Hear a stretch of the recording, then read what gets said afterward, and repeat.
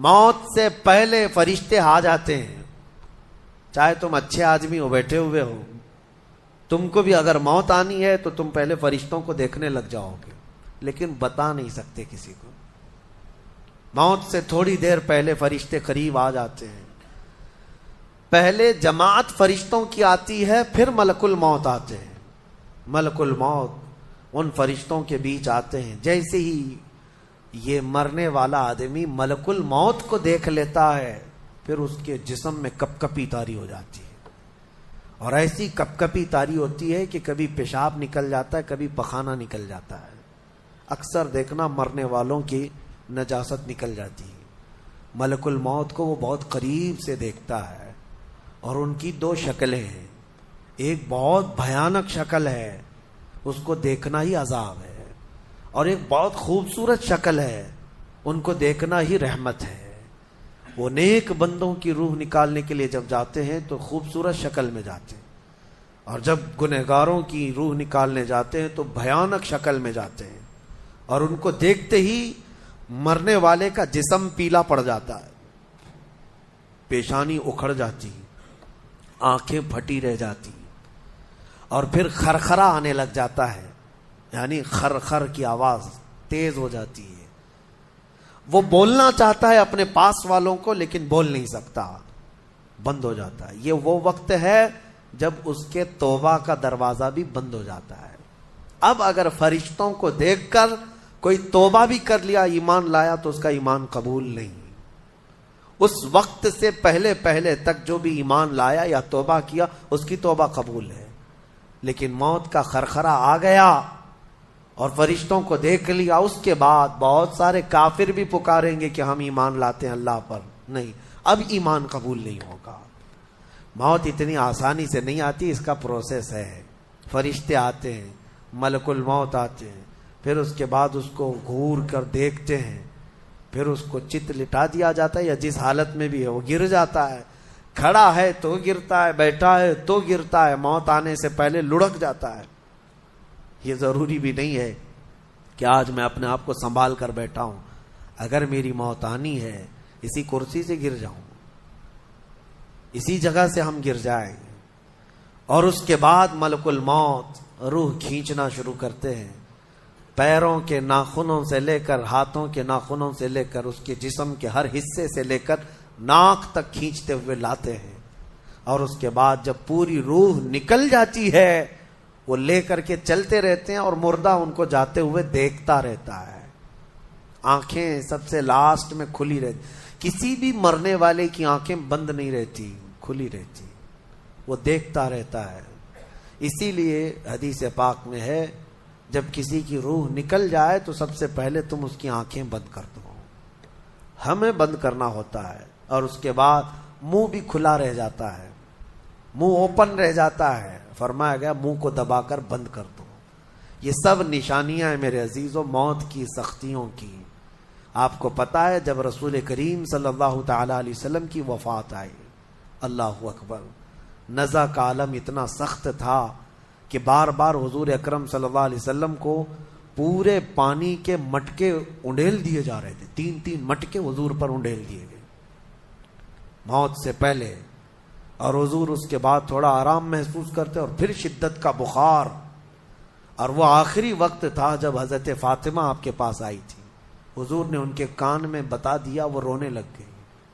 کیا کہا تھا حضرت فاطمہ کہتی ہیں, حضور نے فرمایا اے فاطمہ اب میں جا رہا ہوں, میرا آخری وقت ہے.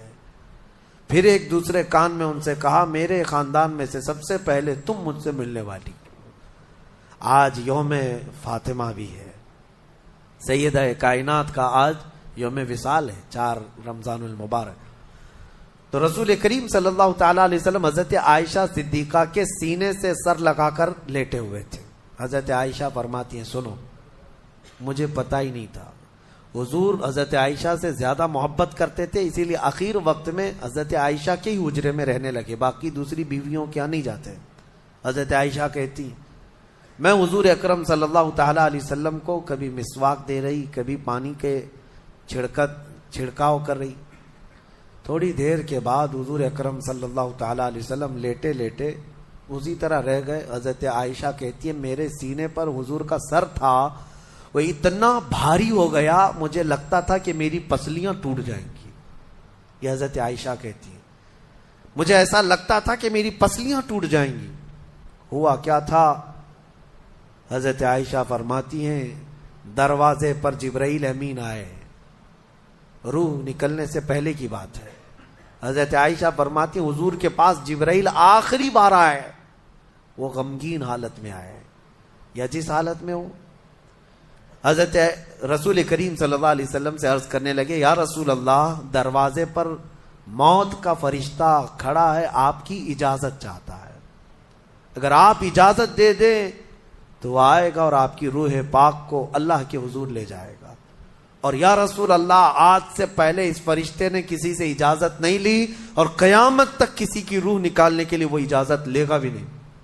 یہ صرف رسول پاک کی خصوصیت تھی. حضور نے فرمایا آنے دو. ملک الموت آئے اور جب حضور کی اجازت سے روح نکالی تو حضرت عائشہ کہتی ہیں اتنا بھاری ہو گیا تھا سر کہ مجھے لگتا تھا کہ میری پسلیاں ٹوٹ جائیں گی سینے کی.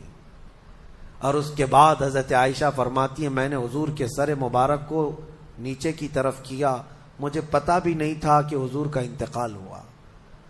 میں حضور اکرم صلی اللہ علیہ وسلم سے باتیں کرنے میں مصروف تھی. اسی میں حضرت ابو بکر صدیق حجرے میں آئے, پوچھا عائشہ کیا حال ہے حضور کا.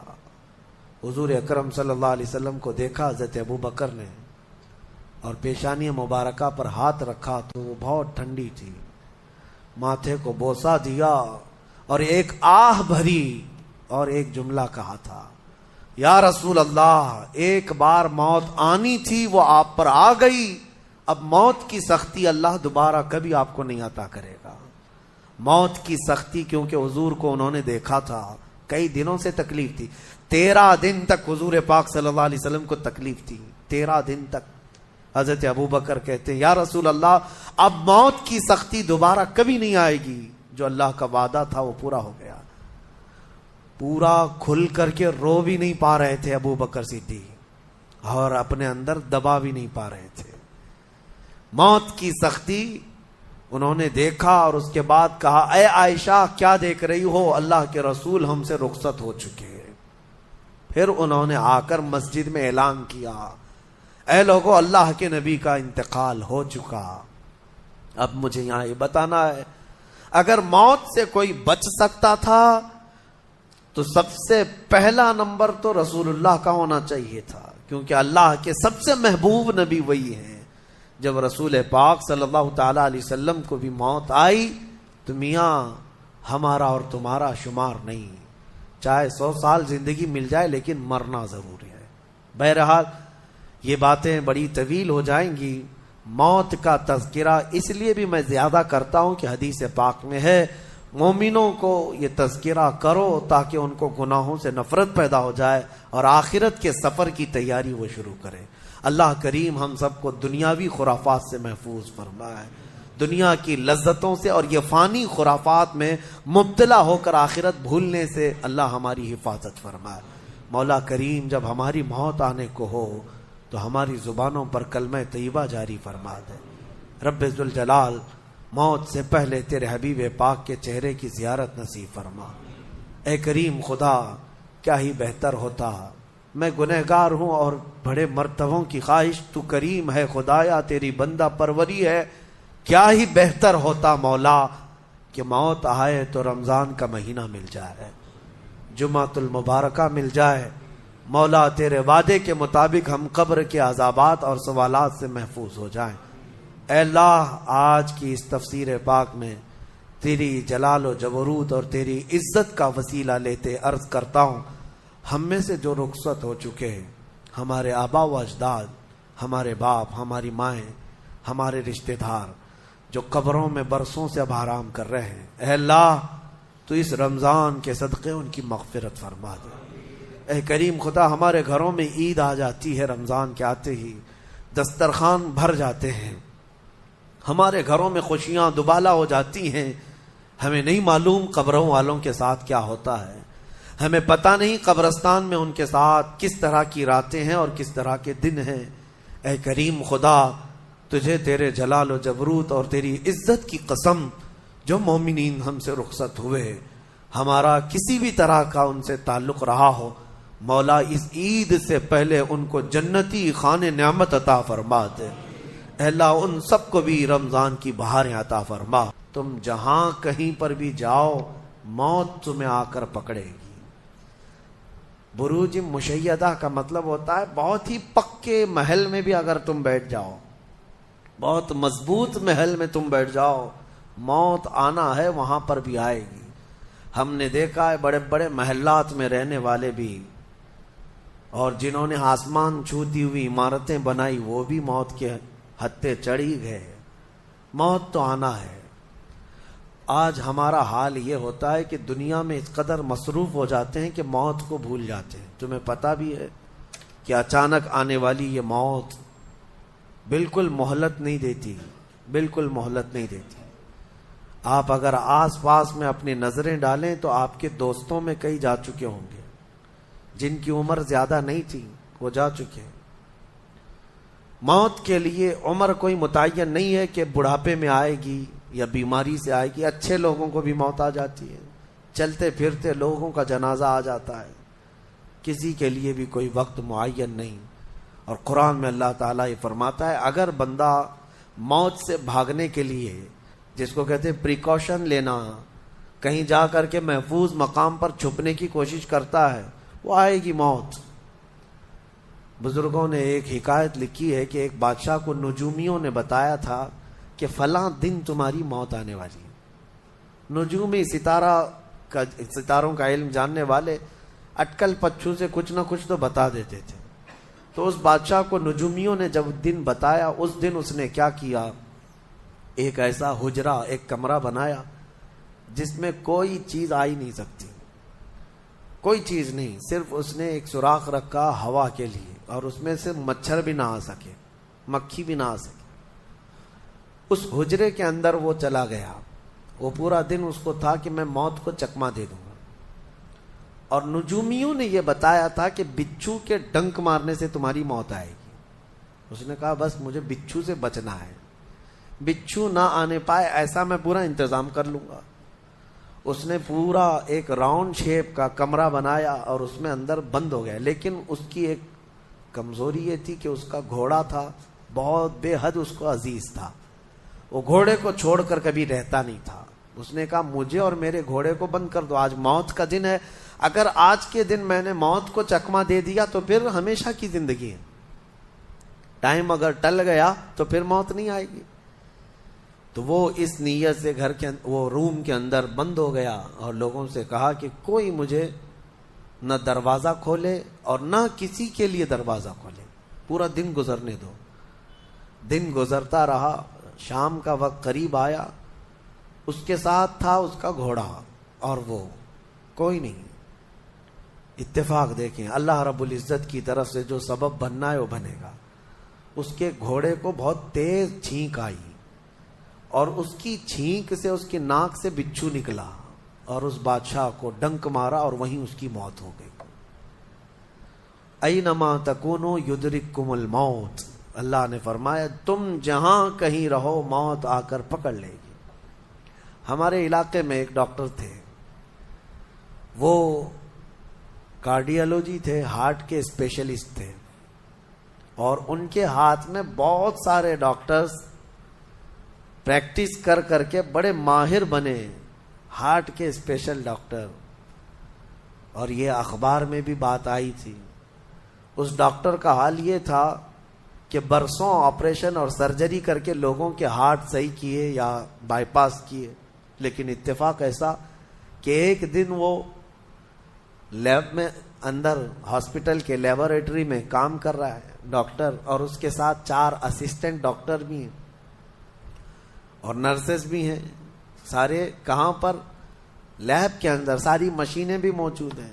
اس ڈاکٹر کو وہیں پر ہارٹ اٹیک آیا، جو ہارٹ کا خود اسپیشلسٹ ہے، اور دوسرے ڈاکٹرز وہاں پر موجود بھی ہیں۔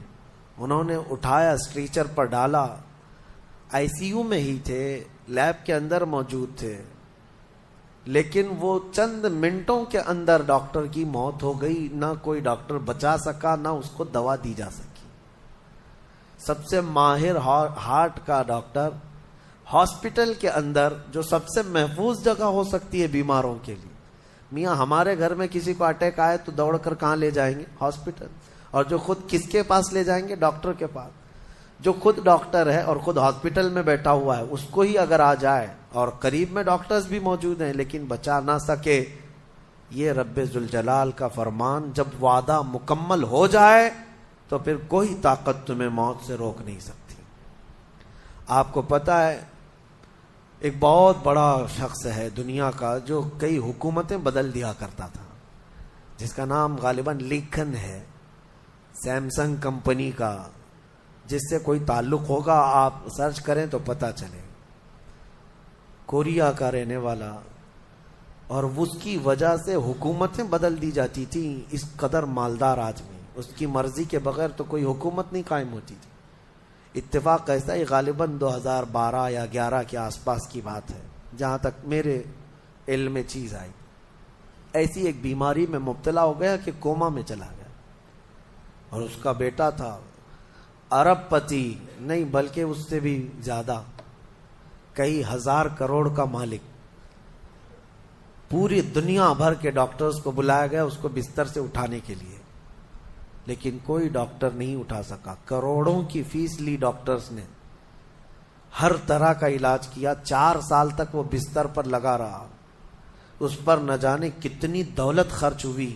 اخیر میں ڈاکٹروں نے کہا، اربوں روپیے اس کے بستر سے اٹھانے کے لیے جنہوں نے خرچ کیا تھا، بیٹے نے خرچ کیا تھا، ڈاکٹروں نے اخیر میں ہاتھ اٹھا کر کہا، اب تیرے باپ کو کوئی نہیں کھڑا کر سکتا، اس کی موت آ چکی ہے، موت ہو گئی۔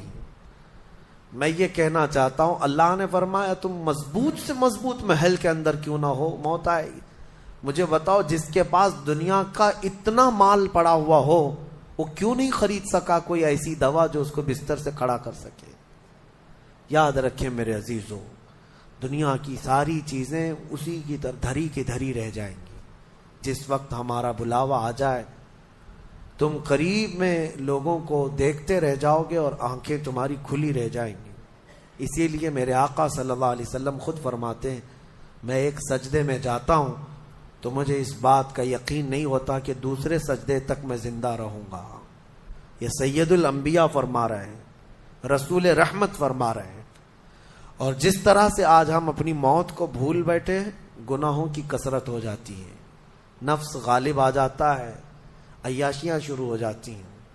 موت کا خوف ایسا ہے کہ خود میرے آقا نے فرمایا، سب سے بہترین نصیحت کرنے والا تمہاری زندگی میں اگر کوئی ہے تو موت ہے۔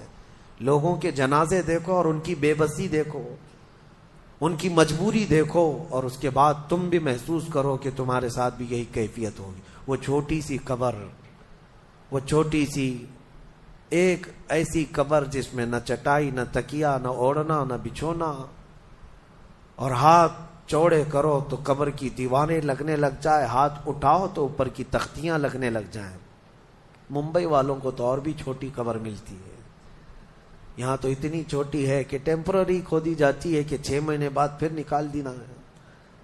میرے عزیزوں، اس ایک چھوٹی سی قبر کے اندر تمہیں برسوں بتانا ہے، برسوں بتانا ہے، اس جسم کے ساتھ وہیں سونا ہے۔ کبھی میں سوچتا ہوں، ہماری آنکھیں اگر بند ہو جائیں اور ہمیں پتہ چلے کہ باہر فلاں فلاں چیزیں ہو رہی ہیں اور ہم کھولنا چاہے نہیں کھلتی تو بے چینی ہونے لگ جاتی ہے، گھبراہٹ سی ہونے لگتی ہے۔ قبر میں یہی حال ہوگا کہ تمہارے اطراف ہونے والے سارے معاملات تمہیں پتہ ہوں گے، حتیٰ کہ حضور فرماتے ہیں قبرستان میں چلنے والے کے پیروں کی آواز تک تم سنو گے۔ مردہ سنتا ہے، سلام تو دور کی بات ہے، پیروں کے چلنے کی آواز بھی سنتا ہے، اور جب سنتا ہے سارے معاملات، لیکن آ نہیں سکتا باہر، کسی کو کچھ کہہ نہیں سکتا، بول نہیں سکتا۔ کیسی بے چینی ہوگی، وہ کیسی گھبراہٹ ہوگی۔ بڑے بڑے اولیاء اکرام، حتیٰ کہ سیدنا عثمان ابن عفان رضی اللہ تعالیٰ عنہ، داماد رسول، امیر المومنین، خلیفہ رسول، جب رات کے وقت مصلی پر کھڑے ہوتے اور قبر کی کوئی آیت تلاوت کرتے تو اتنا روتے تھے کہ ان کا مصلی آنسوؤں سے بھیگ جاتا تھا. صبح ان کے مصلی کو نچوڑ کر سکھایا جاتا تھا.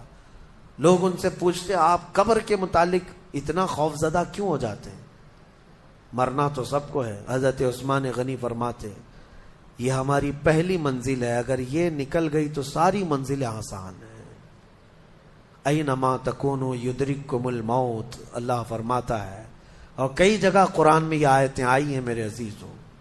جانا ہم سب کو ہے، بہت تھوڑے ہی دنوں کے بعد آخرت کے سفر کی طرف رواں دواں ہیں. اسی لیے کسی بزرگ نے سچ کہا کہ دنیا میں جتنے راستے ہیں یہ لکھا تو جاتا ہے یہ راستہ فلاں شہر جا رہا ہے، فلاں شہر جا رہا ہے. حقیقت تو یہ ہے کہ سارے راستے قبرستان جا رہے ہیں، وہیں جا کر اینڈ ہوتے ہیں. ممبئی سے پونا جا رہا ہے راستہ، پونا سے بنگلور جا رہا ہے راستہ. بورڈ تو لکھے ہوئے ہیں لیکن اہل تصوف یہ کہتے ہیں یہ تمہاری خام خیالی ہے، لیکن جس راستے پر بھی چلو گے اخیر وہ راستہ تمہیں قبرستان ہی پہنچائے گا. تمہاری زندگی وہیں جا کر اینڈ ہونے ہے.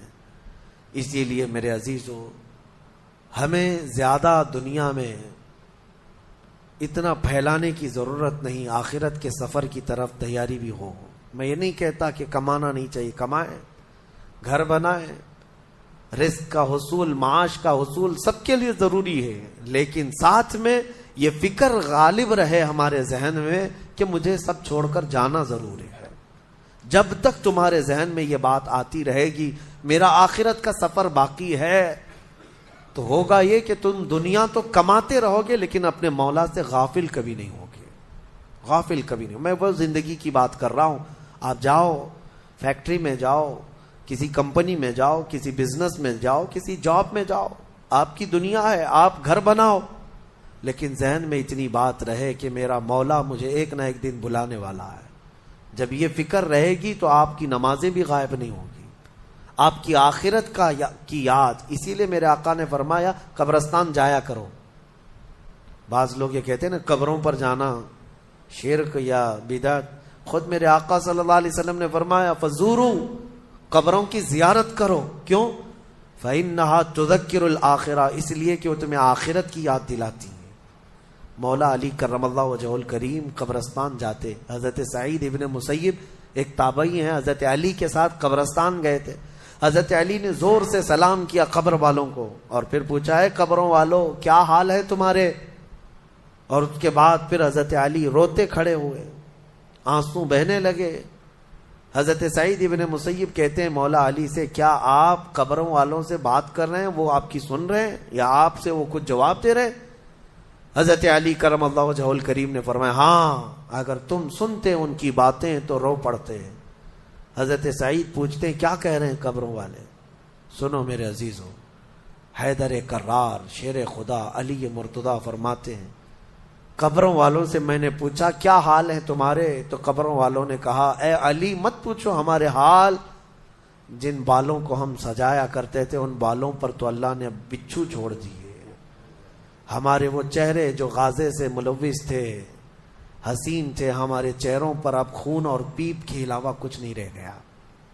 ہمارا وہ جسم جس کے سنوارنے کے لیے ہم دن بھر گھنٹوں لگاتے تھے، آج وہ ہماری قبروں میں کیڑوں کی غذا بنا دی گئی ہے. حضرت علی فرماتے ہیں قبروں والوں نے جب ہم سے یہ کہا تو ہم نے رو پڑا، ہمیں رونا آ گیا. یقیناً میرے عزیزوں وہ منزل آپ کی بھی ہے میری بھی ہے، ہمیں بھی جانا ہے، آپ کو بھی جانا ہے. حضرت سفیان ثوری فرماتے ہیں ایک چھوٹی سی بچی کو آپ نے ایک جنازے کے پیچھے جاتے ہوئے دیکھا روتے ہوئے. وہ لڑکی اپنے باپ کے جنازے میں جا رہی تھی، رو رہی تھی اور یہ کہہ رہی تھی اتنی بڑی مصیبت کا دن ہمارے اوپر کبھی آج تک آیا ہی نہیں تھا. حضرت سفیان ثوری نے کہا بیٹا تم پر نہیں، تمہارے باپ پر جو دن آیا وہ کبھی نہیں آیا تھا. موت کا دن، موت کا دن سب سے سخت دن ہے، سب سے سخت دن ہے. موت کس طرح سے آتی ہے پتہ ہے؟ فرمایا گیا جیسے ریشم کے کپڑے کو کانٹوں کی جھاڑی پر ڈال دو اور کپڑا کھینچو، کپڑے کے تار تار نکلتے جائیں گے. فرمایا گیا ملک الموت روح نکالنے کے لیے جب آتے ہیں تو اسی طرح سے روح نکالتے رہتے ہیں انگلیوں سے، پیروں کی، ہاتھوں کی انگلیوں سے، ناخنوں سے روح نکلتی نکلتی آتی ہے، ایک ایک جوڑ سے روح نکلتی ہے، یہاں تک کہ ناک تک اس کو کھینچ کر کے لایا جاتا ہے۔ اور قرآن میں اللہ فرماتا ہے تم اگر دیکھو گے کہ روح کیسی نکالی جا رہی ہے، یضربون وجوہہم وادبارہم، فرشتے آتے ہیں پیٹھ پر، پیچھے مارتے ہیں، زور زور سے مارتے ہیں، اور پیشانیوں پر مارتے ہیں، اور یہ کہتے ہیں اے نکل جا روح۔ اللہ فرماتا ہے تم اگر دیکھو گے کہ فرشتے کس طرح روح نکالتے ہیں تو کانپ کر رہ جاؤ گے، مار مار کر کے روح کو نکالا جاتا ہے۔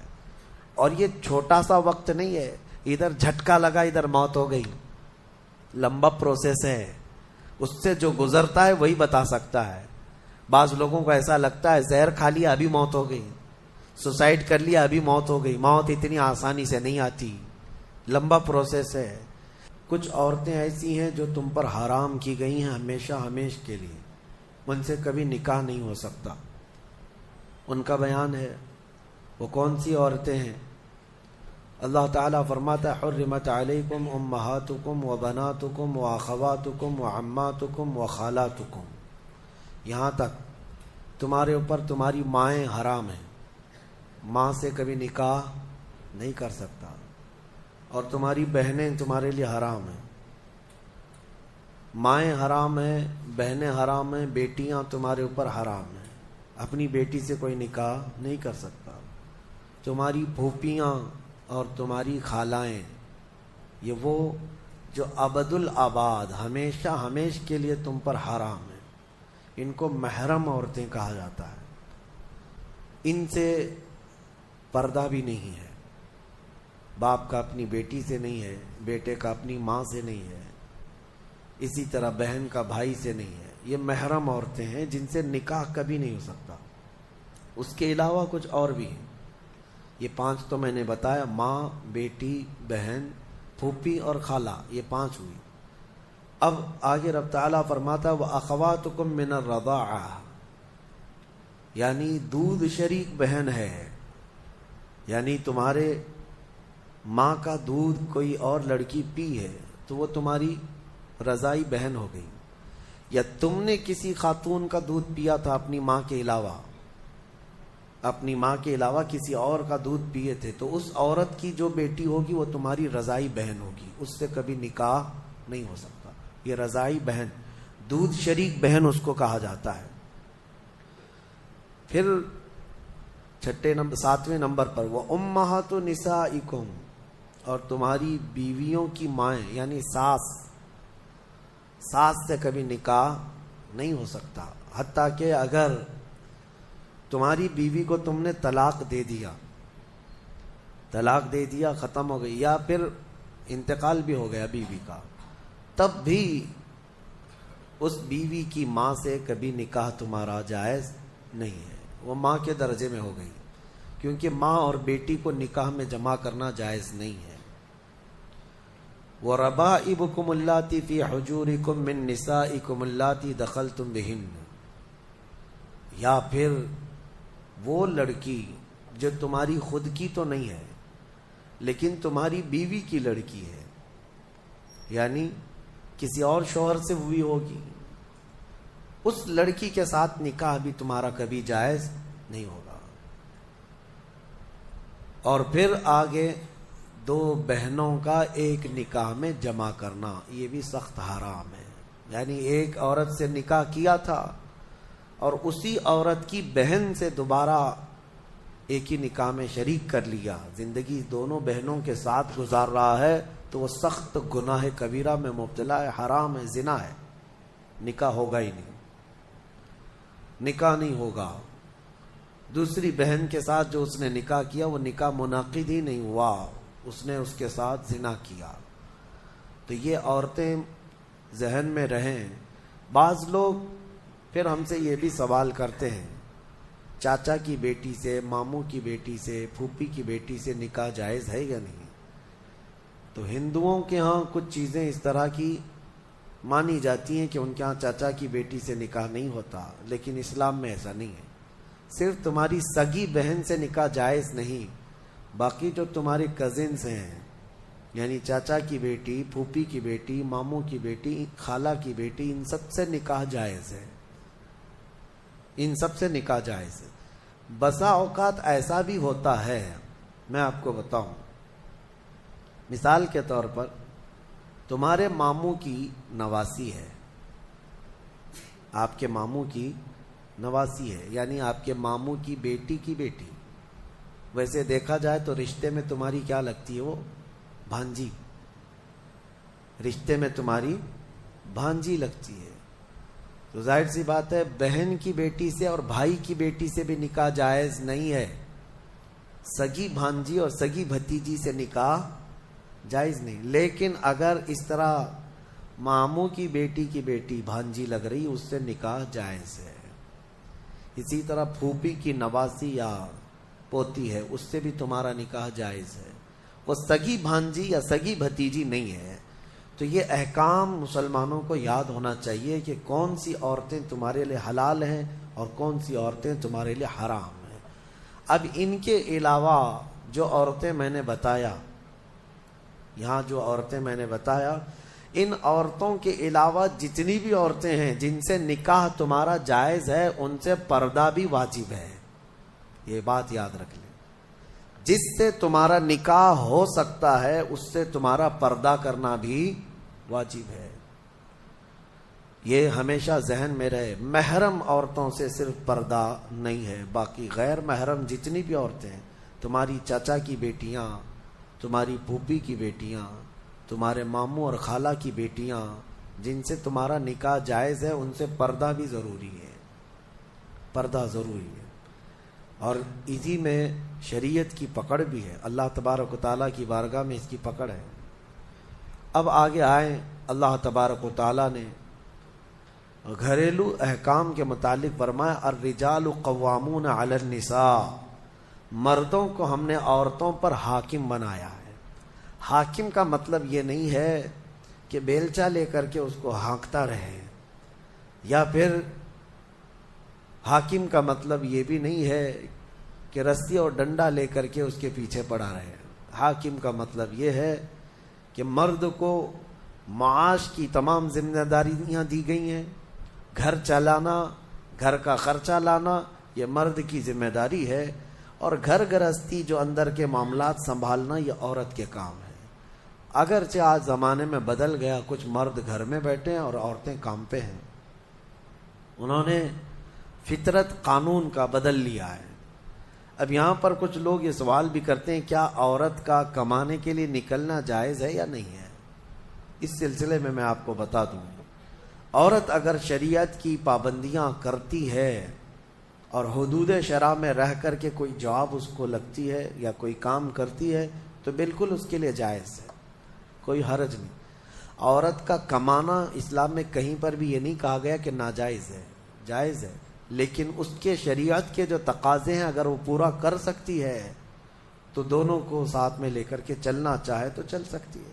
لیکن اللہ نے جو قرآن میں فرمایا مردوں کو عورتوں پر حاکم بنایا گیا، مردوں کو عورتوں پر حاکم بنایا گیا، اور اسی سے آپ کو یہ سمجھ میں آ جانا چاہیے کہ آپ کے لیے نان و نفقہ لانا، گھر بنانا، گھر کے اخراجات لانا یہ مردوں پر ہے۔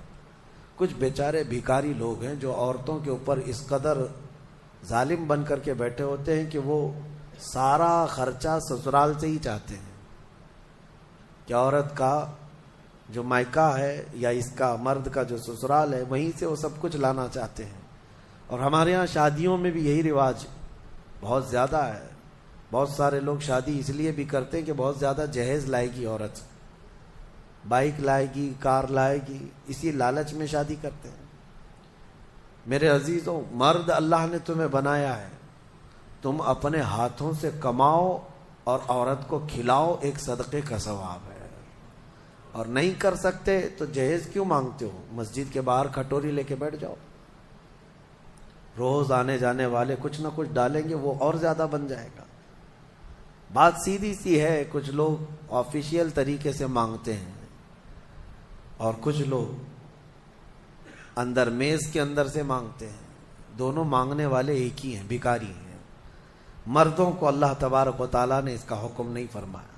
عرب میں جا کر کے دیکھیں، شادی کرنے کے لیے جب ہم وہاں یہ کہتے ہیں کہ ہندوستان میں عورت جہیز لاتی ہے، عورت کا باپ کپڑے بھی دیتا ہے، پیسہ بھی دیتا ہے، تو وہ اچھل جاتے ہیں، کیا ایسا بھی ہوتا ہے؟ ہم کو لے چلو، ہمیں وہاں سے شادی کروا دو۔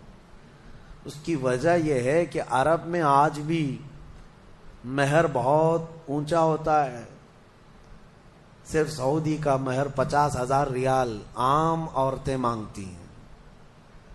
عام عورتیں 50,000 ریال کی بات کر رہا ہوں، تقریباً 11-12 لاکھ روپے ہو جاتے ہیں۔ تو نارمل مہر جو ہے یہ رکھا جاتا ہے۔ پھر مرد کے اوپر یہ ضروری ہوتا ہے وہ اپنے باپ کے گھر میں نہ لے جائے شادی کر کے، خود کا گھر ہو تو شادی کر۔ یہ سارے وہاں پر ضروریات رکھے گئے۔ بہرحال ہمارے ہاں اگرچہ یہ دوسری قوموں سے رواج آ گیا ہے، لیکن آپ کو بدلنے کی ضرورت ہے۔ کم از کم آپ اپنا نیا گھر نہیں بنا سکتے، بہت کچھ نہیں کر سکتے، تو کم از کم ان گھر والوں سے، عورت والوں سے مانگنا تو بند کر دو۔ جتنا آپ کے پاس ہے اسی میں خوش رہو۔ اور اللہ کا وعدہ ہے قرآن میں کہ اگر تم فقیر بھی ہو تو اللہ اپنے فضل سے غنی بنا دے گا، غنی بنا دے گا۔ اب ایک اور آیت اس میں آئی ہے، اللہ تعالیٰ فرماتا ہے جب شوہر اور بیوی کے درمیان اختلاف ہو جائے، جھگڑے زیادہ ہو جائے، تو اللہ نے فرمایا ادھر سے ایک آدمی ادھر سے ایک آدمی آئے، فَبَعَثُوا حَكَمًا مِّنْ أَهْلِهِ وَحَكَمًا مِّنْ أَهْلِهَا إِن يُرِيدَا إِصْلَاحًا، اگر وہ لوگ اصلاح چاہتے ہیں تو دونوں کی طرف سے ایک ایک آئے اور بیٹھے۔ اللہ فرماتا يُوَفِّقِ اللَّهُ بَيْنَهُمَا، اللہ ان دونوں کے درمیان پھر سے اتفاق پیدا فرمائے گا۔ اصلاح کی نیت ہونی چاہیے، لیکن مشورہ میرا یہ ہے کہ دونوں طرف کی ساسوں کو نہ لایا جائے۔ ہاں، نہ لڑکی کی اماں کو لایا جائے نہ لڑکی کی اماں کو لایا جائے، فیصلے بگڑ جاتے ہیں۔ کیونکہ برسوں سے ہم نے بھی دیکھا ہے بہت سارے گھروں کو توڑنے میں ان لوگوں کا ہاتھ رہتا ہے۔ ہونا تو یہ چاہیے کہ ماں اپنی بیٹی کو ہمت دے کہ ساری مصیبتیں آتی رہتی ہیں، تکالیف آتی رہتی ہیں، تم آگے بڑھو، نہیں بلکہ وہاں تو وہ اڑنگا ڈال کر کھڑی رہتی ہیں، کیسے تو برداشت کرتی ہے، چھوڑ کر کے آ جا، کب تک پالے گی۔ قرآن کا حکم یہ ہے کہ دونوں کی طرف سے ایک ایک ذمہ دار جائیں۔ اگر اصلاح کی نیت ہے تو اللہ دونوں کے درمیان اتفاق پیدا فرمائے گا، دونوں کے درمیان اتفاق ہوگا۔ ویڈیو اچھی لگی ہو تو لائک کرے، شیئر کرے، کامنٹ کرے اور سبسکرائب کرے۔